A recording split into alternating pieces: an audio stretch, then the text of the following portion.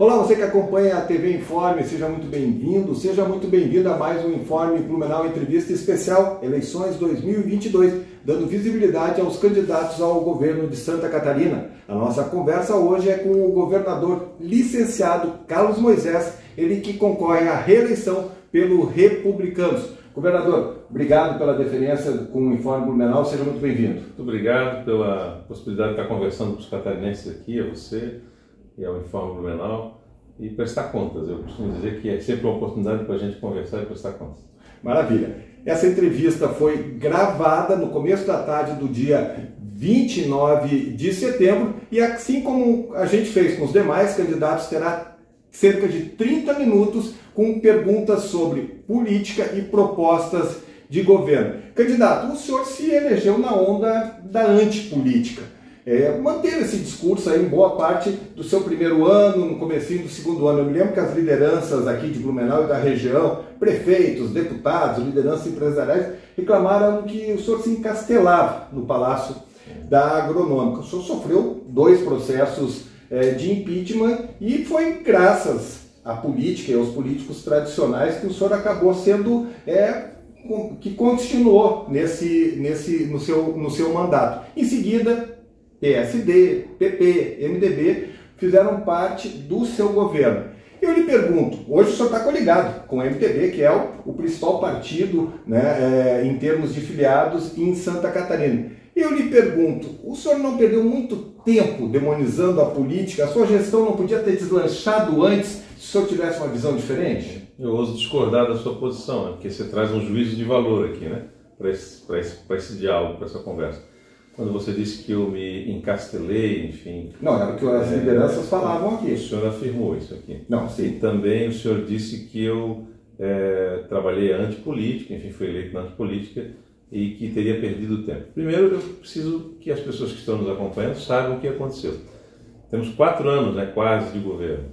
O primeiro ano foi para ajeitar as contas de Santa Catarina, que eu recebi realmente quebrada, 1 bilhão e 200 milhões, tinha uma dívida da saúde, dizia-se que era impagável essa dívida, que o governo anterior deixou para mim, e nós pagamos já no primeiro ano, ainda nesse período sem ajuda federal, depois a ajuda federal veio durante a pandemia, então a gente sai de um déficit de 1 bilhão e 200 milhões, e chega em 31 de dezembro de 2019 com superávit. O que eu fiz nesse meio tempo? Por que as pessoas dizem que se fechou? Porque eu tive que extinguir 2.054 cargos comissionados, fechar 36 agências de desenvolvimento regional, ou as secretarias de desenvolvimento. Nenhum político faria o que eu fiz. Nenhum. Eu ouso dizer aqui que nenhum político conseguiria fazer o que Moisés fez em 2019. Eu realmente fechei as torneiras até dia 30 de dezembro.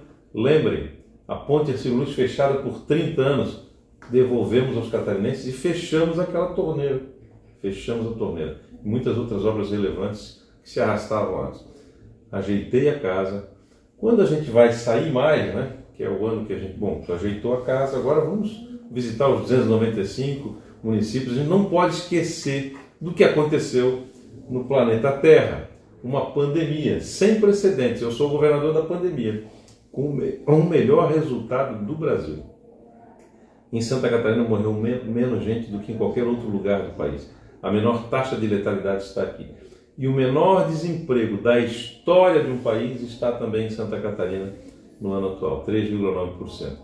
Ou seja, na primeira missão que me veio, quando a gente corria a eleição em 2018, é bem verdade, eu fui eleito não só numa onda da antipolítica, mas com a ajuda do presidente Jair Bolsonaro, naquela eleição de 2018, nós tínhamos 3 bandeiras, mais Brasil, menos Brasília, que é dinheiro nas cidades. Pergunte ao prefeito Mário se não é uma realidade. Tem pelo menos 19 obras, mais de 300 milhões de investimento aqui em Blumenau, Gaspar, enfim, você vai para... Os 295, independente de bandeira político-partidária, receberam valores. Combate à corrupção, era o segundo movimento daquela campanha de 2018. Nós fizemos em Santa Catarina mais de 500 milhões de economia, revisando contratos, que é um tipo de corrupção também. É uma corrupção velada, né? Não é aquela corrupção assim do desviar o dinheiro, que alguém saqueou os cofres públicos. É aquela corrupção que você paga o dobro de algo que você tinha que pagar a metade. É o caso do oxigênio, por exemplo, que foi o primeiro contrato que a gente realizou para o hospital. No ano a gente pagava 24 milhões, Quando a gente chega em Santa Catarina, ao governo, eu costumo mostrar sempre um copo, né? Compramos essa quantidade em 2017, em 2018 de oxigênio, paga 24 milhões. Aí a gente chega em 2019, paga 12. E assim fomos revisando até 500 milhões de economia. E o terceiro e último compromisso da eleição de 2018 era diminuir o tamanho do Estado, ser liberal na economia e fechar as torneiras e diminuir o tamanho do Estado. Algumas coisas a primeira concessão da história de Santa Catarina, o Centro de Eventos de Balneário Camboriú, foi na nossa gestão, primeira da história. Em pandemia, um local de reunião de público, olha o desafio. Fizemos. Rei Tamaria, a segunda. E muitas outras virão. Mirante de Bom Jardim da Serra do Rio do Rastro, tantas outras, os nossos geoparques, enfim, muita coisa vai acontecer. Então nós fizemos, na verdade, o que a gente tinha que fazer. Nós confrontamos um modelo político, tanto é, e eu não fui salvo pela política, eu fui salvo porque eu sou um homem íntegro. E aí vasculhar a minha vida, qual é o político que passa pelo que eu passei e fica de pé. Esse é o grande desafio, né? Todos os órgãos de controle disseram que o governador Moisés agiu corretamente na pandemia, seja na questão dos respiradores, seja em qualquer outro tema. Então, nós temos, na verdade, resultado de trabalho, né? Nós trabalhamos em Santa Catarina e temos os melhores números. O governo do Estado hoje é a gestão mais eficiente do Brasil. E eu poderia dar aqui inúmeros exemplos, se a gente for pensar assim no genérico, né? Em agro, 2021, o Estado brasileiro que mais investiu dinheiro público no agronegócio foi Santa Catarina. Nós somos menores que o Mato Grosso, somos menores que Minas, São Paulo, Paraná, Rio Grande do Sul, somos menores territorialmente. O maior investimento está em Santa Catarina. Então, nosso governo é um governo exitoso e é por isso que a gente precisa, no próximo domingo, escolher a continuidade desse projeto de mudança, né?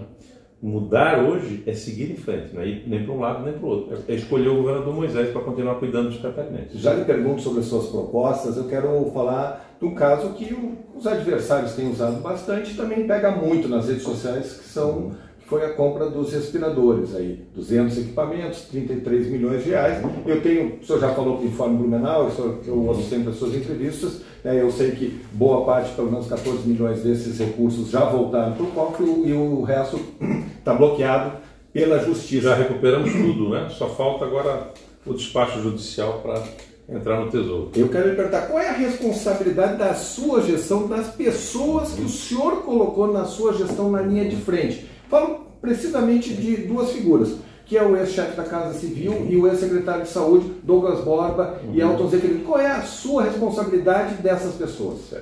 Veja, todos os órgãos de controle, inclusive o principal deles, que oferece denúncia, né, que é o Ministério Público, eu já disse quem são os responsáveis. Ele está processando uma série de pessoas, né? E o diferencial é que no poder público, ou seja, gestores do Estado, não há nenhum processo de responsabilização dolosa, ou seja, com a intenção de lesar os cofres públicos, né? Então essa é a questão.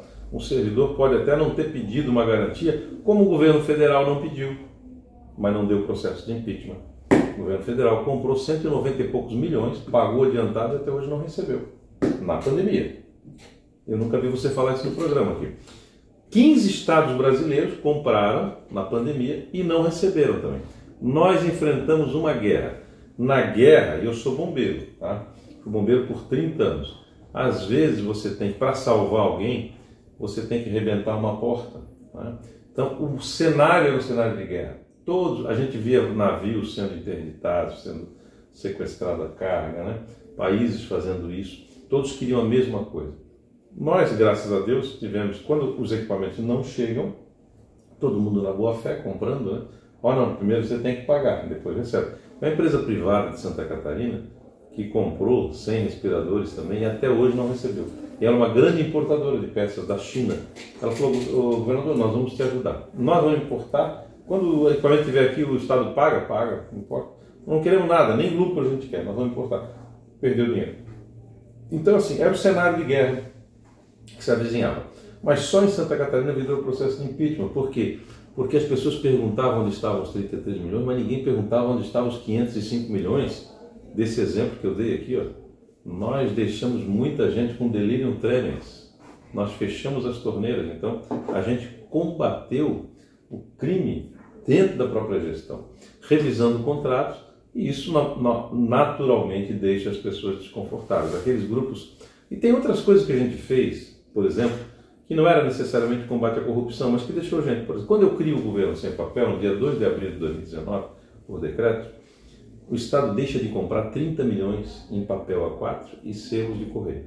E mais 10 milhões de impressoras. São 40 milhões por ano que a gente economiza e que tem gente que deixou de vender para o Estado. Mas por que você vai fazer isso, governador? Por quê? Porque é mais transparente, não extravia nada, é um governo digital, é um governo leve e mais sério. 800 mil processos físicos passaram a ser digitais.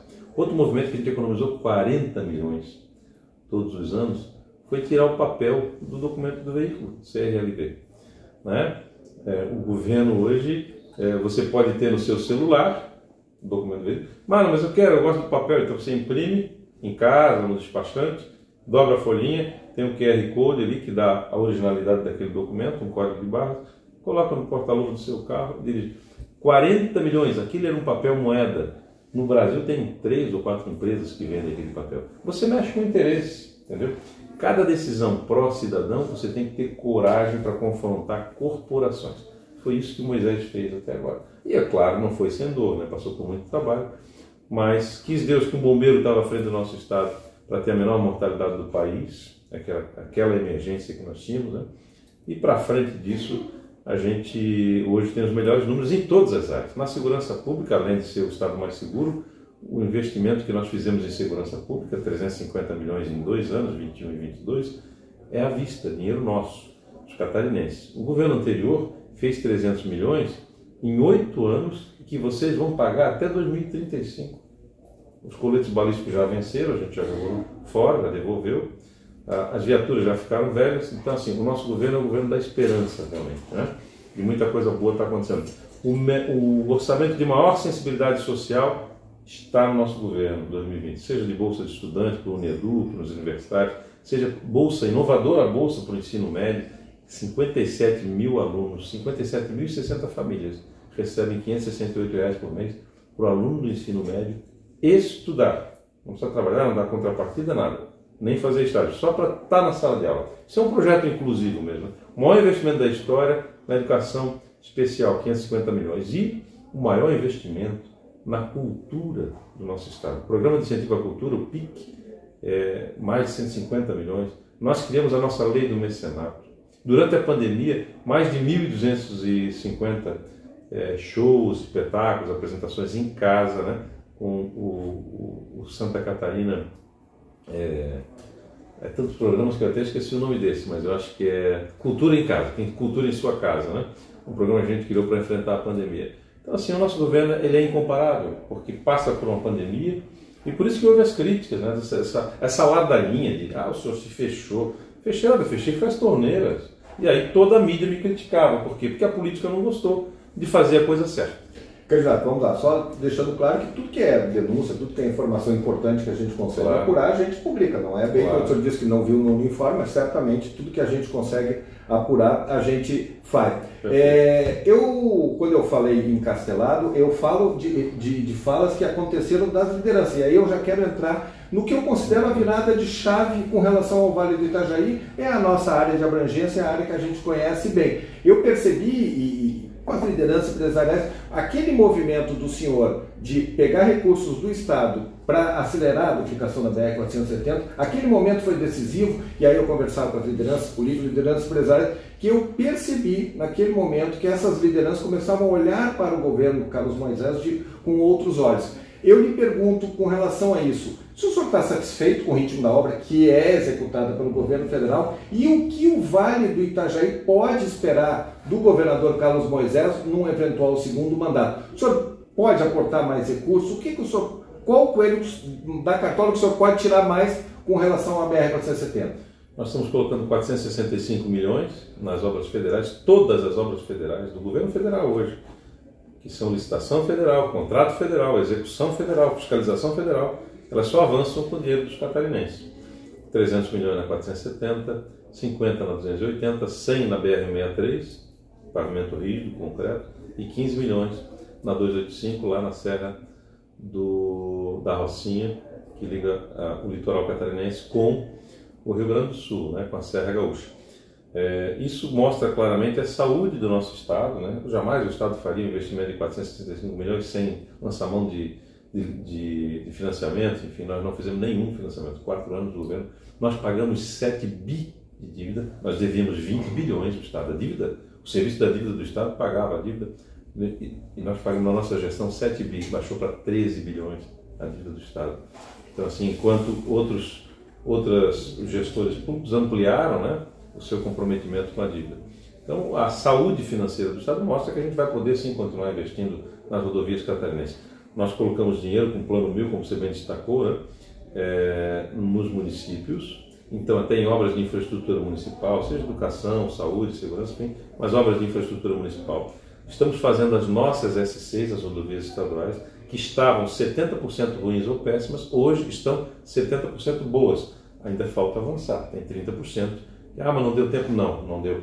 Eu assumi com a Secretaria de Infraestrutura do Estado sem nenhum engenheiro. A licença de AutoCAD, eles não tinham licença de AutoCAD para analisar um projeto. Hoje contratamos 180 engenheiros, concurso público. Hoje tem licença, até para BIM, né, que é outro padrão de análise, né, que dá um resultado mais célere, melhor, mais preciso, mais econômico para as obras públicas.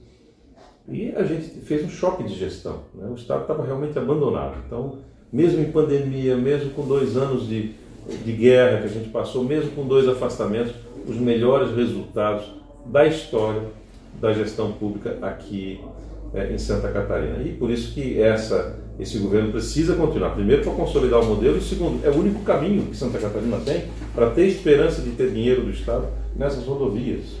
Tem algum projeto, por exemplo, que muito se reclama assim, tá? A duplicação já anda lenta, mas parei em Indaial. Então tem toda uma expectativa que tem que levar, pelo menos até o Alto Vale, para depois levar mais para frente. O governo do Estado, numa segunda gestão sua, o senhor pode se comprometer a realizar o projeto executivo dessa obra, para que aí sim se mobilize o governo federal para que ele busque recursos e aporte recursos nisso?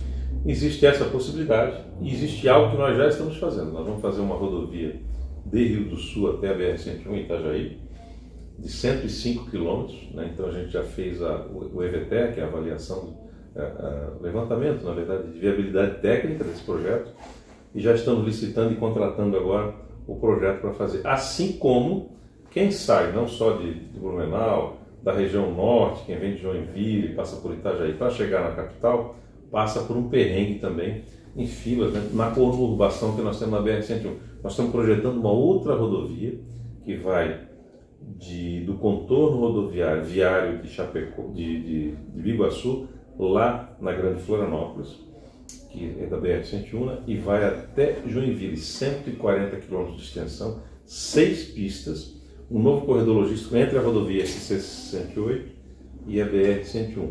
Vai tirar 32 mil veículos por dia da BR-101, vai desafogar, vai humanizar a BR-101 e vai fazer com que quem saia daqui chegue, de fato, na capital, né, e não fique preso aí, tanto na 470 quanto na 101, na região de Itajaí, na região de Canelinha, na região, sabe? É tudo um embaraço daqui para lá. Você chega ali na Grande Florianópolis, você não sabe se chega, se avança, se vai. Às vezes você leva 2 horas daqui de carro até lá e chega mais, e lá na fila fica mais 1h30, 2 horas, né? Na Grande Florianópolis. Então a gente vai resolver isso. O projeto de transporte aquaviário está no nosso. Já estamos fazendo a modelagem e vai ter edital também. Nós temos também projetos para ferrovia, já investimos 40 milhões, os projetos estão sendo feitos já para conectar as interportos, ferrovias interportos. Agora, o novo marco regulatório, a gente já tem possibilidade de investir em ferrovia. O governo do Estado, nós criamos a política hospitalar catarinense, são 173 hospitais na nova política. O próprio Santa Isabel de Blumenau não recebia R$1 do Estado de Santa Catarina, hoje participa da política, é campeão em transporte de órgãos, enfim. Nós temos investimento real que muda a vida das pessoas, né? E antes tinha que beijar a mão, né, para pedir um dinheiro. Hoje não. Hoje ofertou serviço para a população, recebe recursos. A gente está investindo. Eu recebi 21 aeroportos de Santa Catarina, 8 estão praticamente fechados, né? Só faltam 2 para regularizar. O Quero Quero é um deles aqui em Blumenau. Já estamos fazendo o cercamento, o balizamento, que é a iluminação, né, o balizamento noturno, e, por último, vamos intervir na pista e tudo aqui em parceria com o prefeito Mário. A gente transferiu o dinheiro, ele está fazendo as licitações, ele está nos ajudando, inclusive, a acelerar essas obras. A gente faz parceria com os prefeitos, mas também fazendo parceria com o governo federal. Aproveitando essas obras aqui em Blumenau, que é a principal cidade do Vale do Itajaí, do Vale Europeu, se eu não me engano, são 29 obras acontecendo nesse momento. 19. 19? Em Blumenau. 19, na então, região. E algumas convênio, e a maioria é pelo Plano 1000. Há uma preocupação com relação a qual é o fôlego do governo para cumprir essas obras que estão em andamento. Essas 19 obras, esse dinheiro já está garantido. Isso na verdade, é a notícia falsa que os outros candidatos estão espalhando, né?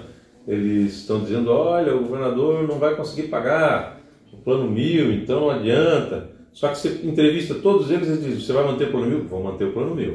Então eles são, é cômico, né? O teatro que a gente está assistindo hoje, né? E outra coisa que é importante o catarinense saber são o nosso orçamento para o ano que vem, 2023, que nós estamos aprovando na Assembleia, de mais de 40 bilhões, 44 bilhões, se a memória não me falha. Ou seja, é superior ao orçamento deste ano, né? É isso que nós vamos arrecadar, talvez a gente arrecade até mais. Então tem dinheiro sim, nós diminuímos tributos, nós não aumentamos R$1 de tributos, nós diminuímos.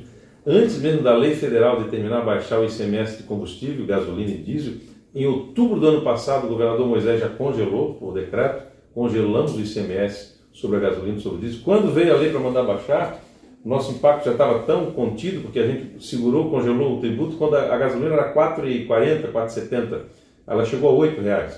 Então, quando chegou lá para baixar de 25% para 17% sobre a gasolina, a nossa gasolina já estava correspondendo a 18%, 17,5%, 18% do ICMS, ou seja, não teve grande impacto. O impacto a gente já absorveu desde de outubro do ano passado. São 5 bilhões que o Estado vai deixar de arrecadar até dezembro de 2023, mas que com a saúde fiscal que nós temos, fechando as torneiras, com na verdade, a integridade do nosso governo, que revisa os contratos, a gente vai conseguir cumprir todos os compromissos e vamos fazer muito mais. Tem muita coisa boa, mas só há um caminho para que isso aconteça, porque eu fui enganado também. Eu fui 30 anos bombeiro, para fazer um posto de guarda-vida eu tinha que pedir vaquinha nas empresas, nós estamos dentro de uma empresa que hoje tinha que pedir vaquinha, ajuda os empresários, né, para montar um auto-socorro de urgência, um ASO, uma ambulância, qualquer veículo, um caminhão, a gente pedia, né, até às vezes doação. A Alcoa Foundation nos ajudou, dos Estados Unidos, mandando dólar para Tubarão, quando eu era comandante, para fazer um quartel novo, uma cidade nova, 19 municípios eu tinha lá para administrar.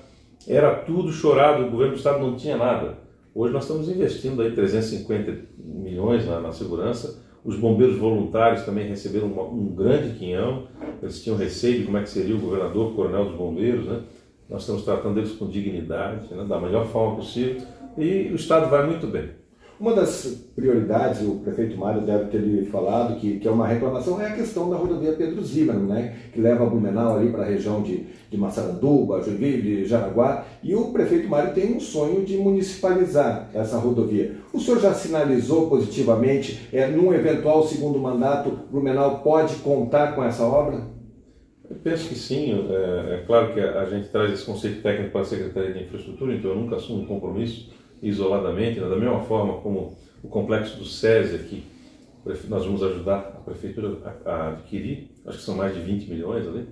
Eu nunca anunciei isso enquanto o SESI não disse que queria vender. Agora que o SESI queria vender, eu já assumi o compromisso com o prefeito, que nós vamos sim comprar isso para Blumenau, que vai ser espetacular. Então eu preciso ouvir a minha área técnica para saber se ela continua estadual, se é relevante, se a gente pode municipalizar, enfim. Mas eu acredito que o nosso diálogo vai ser eu e o prefeito Mário. É um grande prefeito, né? Tem uma aprovação fantástica aqui na cidade e tem nos ajudado, tem pedido voto para o governador Moisés. Eu tenho certeza que a gente vai continuar cuidando dos catarinenses e vamos atendê-lo na melhor medida possível. Candidato, estamos indo para a reta final da nossa entrevista, se não me engano temos 6 minutos. Eu quero tocar em 2 assuntos aí na relação política. Um dos assuntos também que dominam bastante a pauta aí dessa campanha eleitoral pelos seus adversários, que é o uso dos jatinhos. Eu me lembro que em setembro de 2019 o governo do estado vendeu um dos jatinhos, se eu não me engano foi para o governo do Mato Grosso. O governo só tinha um jato.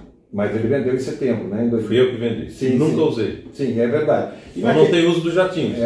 E naquele tempo... Eu só uso avião de rosca. Só que tem hélice. Na época o senhor destacava, e eu até fui procurar no material que foi enviado pela Secretaria de Comunicação na época, o senhor destacava que a importância de usar os voos comerciais, né? Uso ainda. Então a minha pergunta é essa: como é que está a situação das aeronaves do Estado? Como é que está a divisão deles? E a resposta que o catarinense quer ouvir: o senhor usou esse avião para passar férias?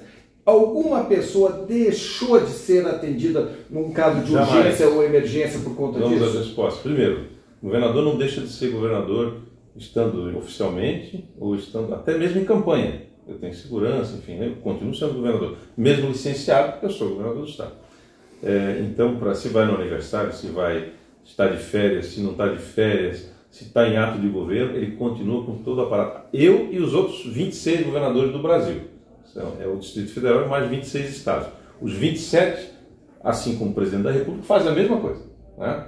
Vem com o seu aparato de segurança, só que eu nunca usei jato. O jato eu vendi para pagar a dívida que os outros governadores me deixaram, certo? De 1 bilhão e 200 milhões de reais.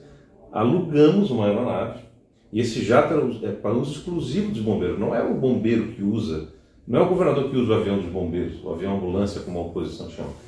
É o governador que alugou um jato para transporte também de dignitários, mas compartilhado com a saúde. SAMU, bombeiros, também leva os cachorros, né, os binômios de busca, né, o homem, cão, já foi para Petrópolis, já foi para Minas, já foi, enfim. A gente tira o banco que o governador senta, coloca a caixinha do cachorrinho e tem 3 aeronaves. E ninguém ficou sem atendimento. Então é tudo fake news. Tanto é que o Jean Loureiro fez uma propaganda falando sobre esse tipo de coisa, né, de crise, porque o governador falou assim, sabe, a justiça determinou todas essas questões de crianças que faleceram, infelizmente, né?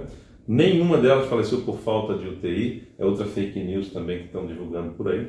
Então, assim, a população precisa saber que esse mesmo povo que operou no nosso estado fez o que fez e nos enganou por décadas, quer voltar. Então, estão arrumando. Hoje, como é que funciona? O hangar que era do governo, quando a gente dizia hangar do governo, não é para o bombeiro, para o SAMU, nada, nem passava perto. O hangar que era do governo para atender o governador, a família dele, hoje é dos bombeiros. Antes o governo tinha um puxadinho alugado lá no aeroporto Terceiro Luz. Agora o hangar está todo reformado, onde ficava o jato do governador, que é só sheik árabe que usa, doleiro, jogador de futebol. A gente vendeu o jato, nunca voei no jato. Tem candidatos, vários candidatos que estão hoje aí, voaram naquele jato, eles e a família. A gente vende o jato, aluga uma aeronave. Eu priorizo o voo também comercial, voei, semana retrasada ainda voei para São Paulo, mas sempre que eu consegui. Nós temos 3 aeronaves agora para os bombeiros e nunca faltou. E eu vou continuar usando, tanto que é legal que eu continuo usando, certo?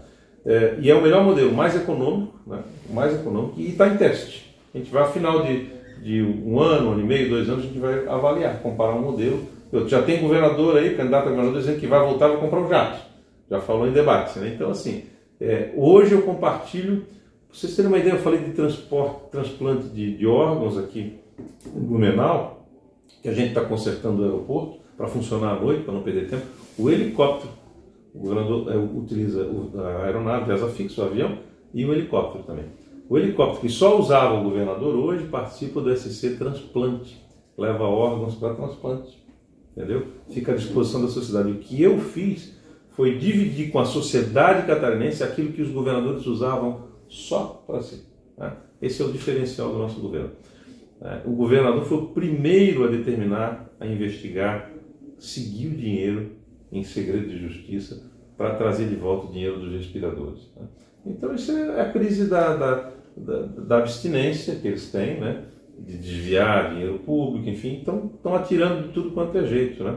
Mas eu tenho convicção de que o povo catarinense vai ser grato pelo que nós estamos fazendo por Santa Catarina. Candidato, para encerrar, a sua relação com o presidente Bolsonaro e como é que o senhor vê a disputa num cenário nacional e um eventual relacionamento caso o ex-presidente Lula vença essa disputa? Bom, a minha relação com o presidente sempre foi de muito respeito, porque o presidente tem a liturgia do cargo. Eu não vejo nenhum governador andando o tempo todo com o presidente. O presidente tem uma agenda vastíssima, né? Então a gente... O que os governadores fazem? Resolve os problemas com os ministros. Eu nunca tive porta fechada com nenhum ministro.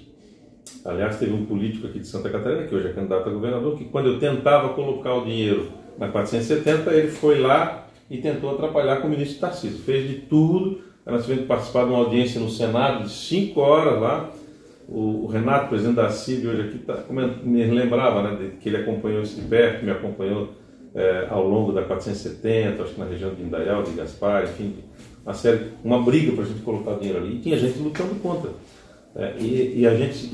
Nós colocamos dinheiro, tomamos essa decisão e com a autorização da Assembleia de fazer esse investimento ali, que está morrendo gente na 470. As pessoas trabalham aqui, vão de lá para cá e usam. Então, assim, quem não anda por aqui, quem não é da região, não dá atenção, eu acho que é uma covardia, né? Na verdade, é uma insensibilidade.